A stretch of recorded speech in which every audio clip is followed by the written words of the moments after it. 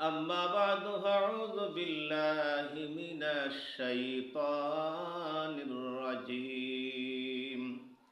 بسم الله الرحمن الرحيم. الذين يؤمنون بالغيب ويقيمون الصلاة ومما رزقناهم ينفقون. صدق الله العظيم.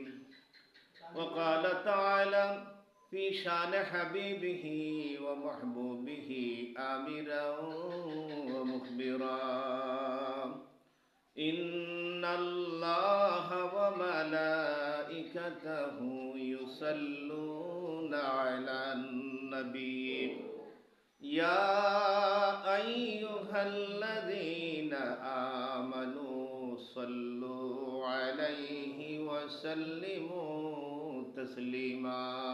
اللهم صل على سيدنا مولانا محمد وعلى آل سيدنا مولانا محمد মুমিন পড়েন দরুদ দয়াল নবীর উপরে, আশিকদেরই দরুদ সালাম শুনেন নবী নিজ কানে। আল্লাহুম্মা সাল্লি আলা সাইয়্যিদিনা মাওলানা মুহাম্মদ ওয়া আলা আলি সাইয়্যিদিনা মাওলানা মুহাম্মদ। আল্লাহুম্মা সাল্লি ওয়া সাল্লিম ওয়া জিদ বারিক আলাইহি। তাহিরপুর উপজেলাধীন কদমতলী গ্রামের সম্মানিত মুসল্লিয়ানে কেরাম, আমার যুবক ভাইরা, স্কুল কলেজ মাদ্রাসায় অধ্যয়নরত আমার ছাত্র বন্ধুরা, পর্দার আড়ালে অবস্থানরত আবিদা সালিহা আমার পর্দানশীল মা বোনেরা, আল্লাহ তাবারক ওয়া তাআলার দরবারে শুকরিয়া আদায় করি যে আল্লাহ রাব্বুল আলামিন আমাদেরকে রমজানুল মুবারকের পরে সম্মানিত মাস মাহে শাওয়ালের জুমাবার দিনে মসজিদে আসার তৌফিক দিয়েছেন, তাই শুকরিয়া দান করছি আলহামদুলিল্লাহ। আলহামদুলিল্লাহ। এই মাস বড় মুবারক মাস, আর আমাদের বর্তমান যে বাংলা মাসটা চলতেছে সেটাও আমাদের জন্য বড় ভাগ্যবান মাস। সামনেই আমাদের বৈশাখী ফসল, আলহামদুলিল্লাহ আমাদেরকে আল্লাহ রাব্বুল আলামিন অনেক সুন্দর বৈশাখী ফসল দিয়েছেন। অনেক জায়গায় ধান কাটা শুরু হয়ে গেছে, আপনাদের গ্রামের অনেক জায়গায় অনেকের বাড়িতে ধান কাটা শুরু হয়ে গেছে। যে আল্লাহ আমাদেরকে এত সুন্দর ফসল দিয়েছেন, ওই আল্লাহর শুকরিয়া আদায়ের জন্য আমি অনুরোধ করব, যাহারা কাজের মধ্যে আছেন, এদিক সেদিক আছেন, অতি তাড়াতাড়ি পবিত্রতা অর্জন করে মসজিদে চলে আসুন। জুমা ফরজ। আমার আল্লাহ বলতেছেন বিসমিল্লাহির রাহমানির রাহিম, ইযা নুদিয়া লিস-সালাতি মিন ইয়াউমিল জুমুআতি ফাসআউ ইলা যিকরিল্লাহি ওয়া যারুল বাই', যালিকুম খায়রুল লাকুম ইন কুনতুম তা'লামুন। আমার আল্লাহ বলতেছেন, যখন জুমাবার দিনে জুমার জন্য আযান দেওয়া হয়, আহ্বান করা হয়, তোমরা তোমাদের ব্যবসা বাণিজ্য কাজ কর্মকে পিছনে রেখে দৌড়াইয়া দৌড়াইয়া নামাজ আদায়ের জন্য তোমরা মসজিদে চলে যাও। তোমরা যদি বুঝতে তাহলে তোমাদের জন্য এটাই উত্তম। বলি না সুবহানাল্লাহ। আপনারা তাড়াতাড়ি মসজিদে চলে আসুন। জুমার নামাজ শেষেই নিজ নিজ কাজে চলে যাবেন। 8 ঘন্টা সময়ে ওই চাষা ধান কাটার কোনো সমস্যা হবে না। আল্লাহ চাইলে মুহূর্তের ভিতরে সব কিছু দলিসাৎ করে নিতে পারে।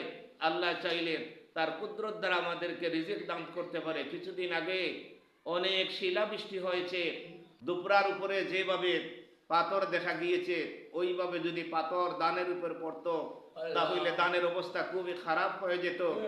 ওই শিলাবৃষ্টিকে আল্লাহ দানের মধ্যে না পেলে পতিত ভূমির মধ্যে শিলাবৃষ্টি দিয়েছেন, পাথরগুলি নিক্ষেপ করেছেন। আল্লাহ চাইলে ওই শিলাবৃষ্টি দিয়া আমাদের সামনের রিজেককে কেড়ে নিতে পারতেন। আল্লাহ রাব্বুল আলামিন, একজন যুবক কিছুক্ষণ আগেই বলেছে, হুজুর যেভাবে শিলা হয়েছে যদি ওই শিলা দানের মধ্যে পড়তো তাহলে দানের একটি ছড়াও থাকতো না। কিন্তু আল্লাহর কি মেহেরবানি, দানের কোনো ক্ষতি হয় নাই।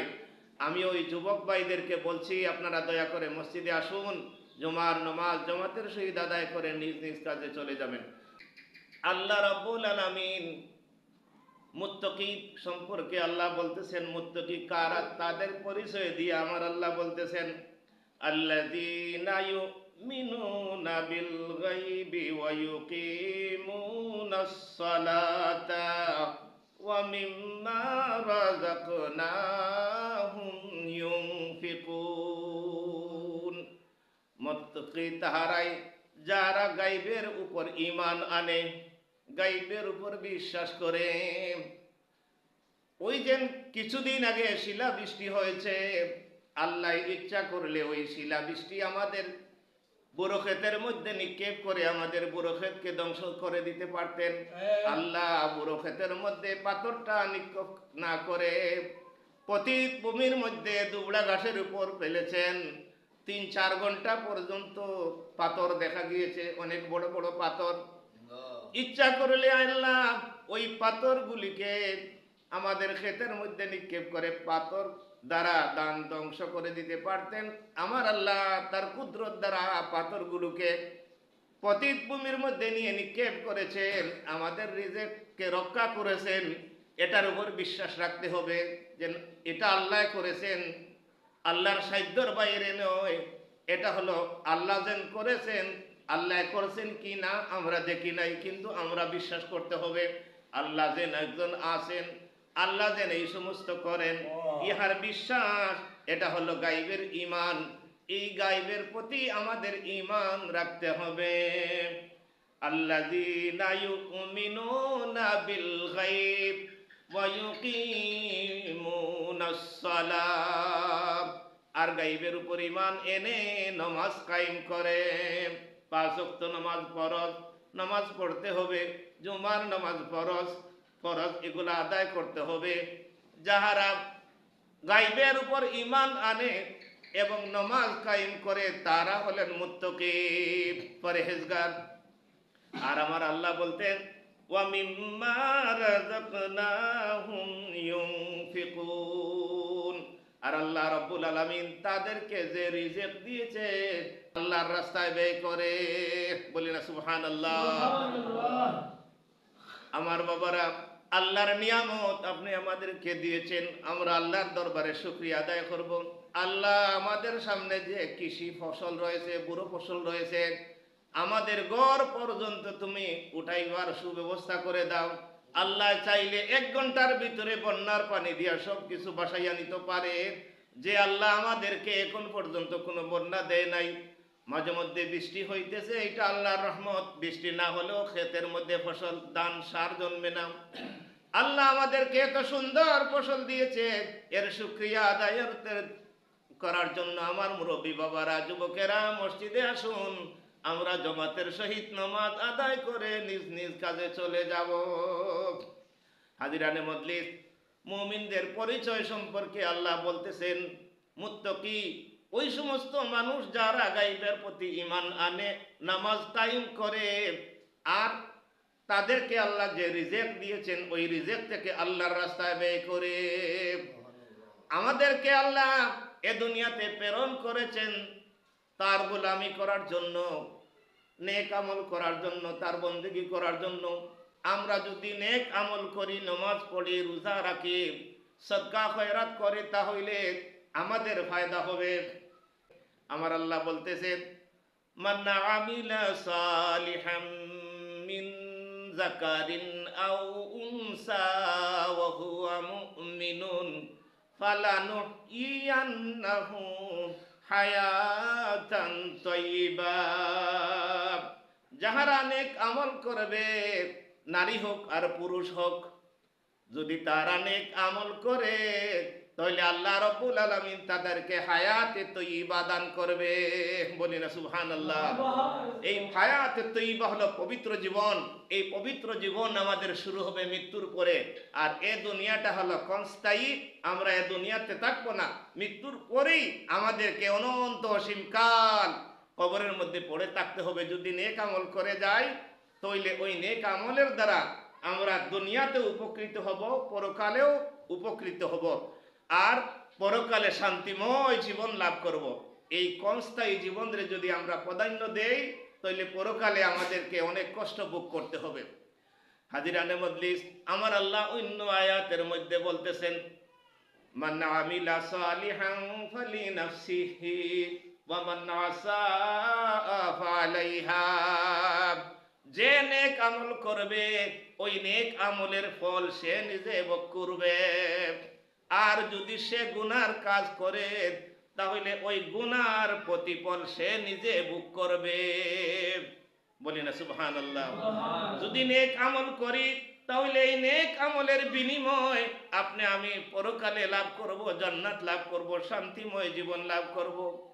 আর যদি গুনাহ করি, অন্যায় করি, তাহলে এই গুনার প্রতিফল আমার উপরে পড়বে, আমি মুখ করব, পরকালে জাহান্নামে জ্বলতে হবে। আর জাহান্নামের আযাব হলো বড় ভয়াবহ, কঠিন। ওই কঠিন আযাব সহ্য করা সম্ভব হবে না। তাই যদি আমরা পরকালে শান্তির জীবন পেতে চাই, শান্তিতে বসবাস করতে চাই, তাহলে আপনি আমাদেরকে দুনিয়াতে থাকা অবস্থায় নেক আমল করতে হবে, গুনাহ থেকে বাঁচতে হবে। হাজিরানে মজলিস, যদি আমরা নেক আমল করি তাহলে ওই নেক আমলের দ্বারা আমরা যদি সদকা খয়রাত করি তাহলে ওই সদকা খয়রাতের দ্বারা আপনি আমি দুনিয়াতেও লাভবান হব, পরকালেও লাভবান হব। এই নেক আমলের দ্বারা যারা অমুসলমান তারাও উপকৃত হয়, তাদের উপকার দুনিয়াতে শেষ হয়ে যায়, তারা দুনিয়াতেই ভোগ করে তাদের উপকার। যদি কেউ কোনো কাফের, কোনো হিন্দু, কোনো বৌদ্ধ, কোনো খ্রিস্টান যদি নেক আমল করে, কোনো মানুষের মঙ্গলময় কোনো কাজ করে, তাহলে এর প্রতিফল সে দুনিয়াতেই ভোগ করে। আর কোনো ইমানদার যদি, মুমিন বান্দা যদি নেক আমল করে, কোনো ভালো কাজ করে, তাহলে এই ভালো কাজের প্রতিফল সে দুনিয়াতেও পায়, আখিরাতেও এর ফল ভোগ করে। বলি না সুবহানাল্লাহ। নেক আমলের বিনিময় সবার জন্য আছে, কিন্তু যারা অমুসলিম তাদের নেক আমলের বিনিময় আল্লাহ দুনিয়াতে দান করে, আর যারা মুমিন তাদেরকে আল্লাহ দুনিয়াতেও দান করে, পরকালেও সুখময় জীবন দান করে। তাই আমি যদি দুনিয়াতে থাকা অবস্থায় যদি নেক আমল করিয়া যাই, সদকা খয়রাত করিয়া যাই, তাইলে এর সওয়াব আপনি আমি পরকালে লাভ করব। আমার নবীজি বলতেছেন, ইজা মাতাল ইনসানু ইনকাতা আনহু আমালুহু ইল্লা মিন সালাসাতিন, ইল্লা মিন সাদকাতিন জারিয়াতিন আও ইলমুন ইয়ানফাউ বিহি আও ওয়ালাদুন সালিহুন ইয়াদুলা। মানুষ মারা যাওয়ার পরে তার যাবতীয় নেক আমল বন্ধ হয়ে যায়, কিন্তু তার তিনটি কাজ দুনিয়াতে জারি থাকে। সদকায়ে জারিয়া, যদি কোনো মানুষ কোনো সদকায়ে জারিয়ার কাজ করে যায়, মানে যেটা জারি থাকে, একটা মসজিদ করে দেওয়া, একটা মাদ্রাসা করে দেওয়া, রাস্তা করে দেওয়া, ব্রিজ কালভার্ট করে দেওয়া, পানি খাওয়ার জন্য মানুষকে টিউবওয়েলের ব্যবস্থা করে দেওয়া, ওই নেক কাজটা যতদিন পর্যন্ত থাকে, যতদিন পর্যন্ত ওই কাজ থাকবে, মসজিদ যদি থাকে মসজিদে যাহারা নামাজ পড়বে, মাদ্রাসা যদি দেন মাদ্রাসাতে যাহারা পড়বে, যেতে সওয়াব অর্জন করবে, এর একটা অংশ আপনি আমি কবরে যাওয়ার পরেও লাভ করব। বলি না সুবহানাল্লাহ। মসজিদ করিয়া দেওয়া সবচেয়ে বড় উত্তম কাজ, মসজিদে দান খয়রাত করা, এটা হইল উত্তম কাজ, সদকায়ে জারিয়া। আপনার মসজিদের কাজ আলহামদুলিল্লাহ শুরু হয়েছে, আপনার বাম উত্তর পাশেতে অনেকটা কাজ শুরু হয়েছে, আলহামদুলিল্লাহ। আরো অনেক কাজের প্রয়োজন।